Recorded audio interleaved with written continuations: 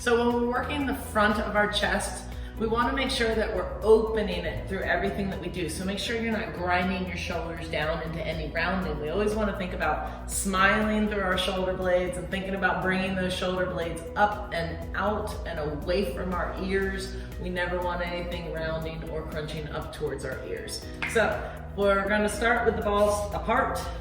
So using the floor is the easiest way to maneuver those balls around. And so as you lay down onto them, you want them in this area right about here. And so you're going to position them so that they're right in front of the ball of your shoulder.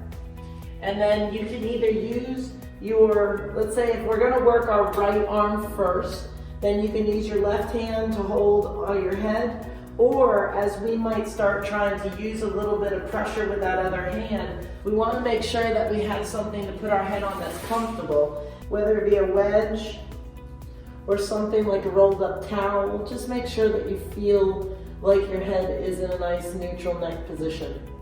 And so from here, we're going to concentrate on this hand first.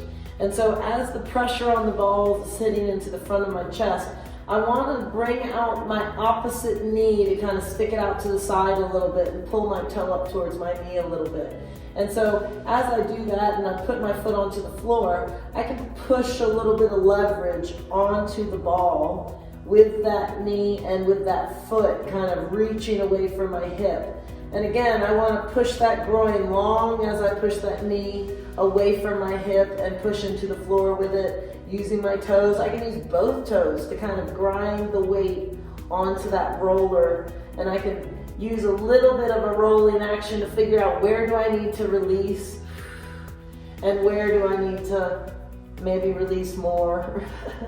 And so yeah, we're trying to release all the area of your boob, essentially, from the nipple to the edge of the shoulder is pickings for you to kind of work on. So whether you bring your roller lower to get onto it, or whether you kind of crawl yourself up, you just want to find those spots. And then once you find a spot that's like right where you need it to be, and you might need a little bit more leverage, you can use the opposite hand to push along with that knee and foot to really just push you onto the roller.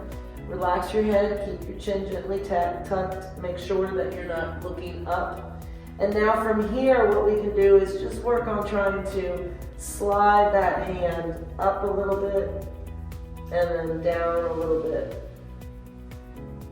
And try not to lift on the first go round as much as you're just trying to relax the muscle that the ball is pushing into. And then you can try and lift it. But make sure as you lift it, the shoulder stays away from the ear and the elbow reaches out to the side. We don't want to let the lift create tension in the neck. We want to reach and stretch the muscle that we're releasing as we lift. And then the last thing we can do is a little bit of lift and movement. Holy moly. Yep. You got to really think about how you got to relax that muscle that's holding the tension while you breathe and release any of that tension away. If you ever want to do a little bit of external rotation, you can as well.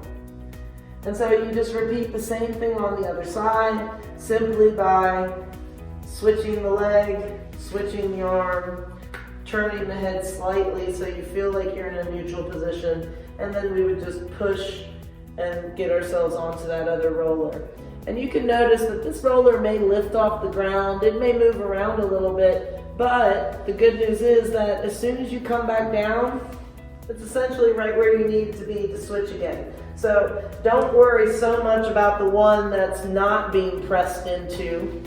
Worry about the one that is on the ground, pushing into the muscle, using your posture, using your muscles to push into the floor so you're not holding tension and not fully releasing into the pressure of the balls.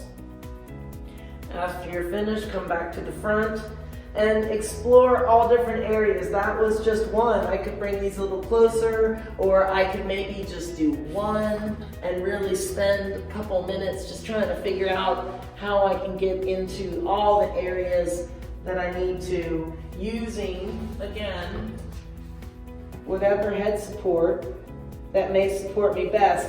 And that might not be the best area for you to see it, but if I put it on this one and I push, again, you can see how we need to keep that shoulder down, and we need that ball to be right in the area in the middle of the breast, all the way up into where the shoulder meets the chest and the bicep.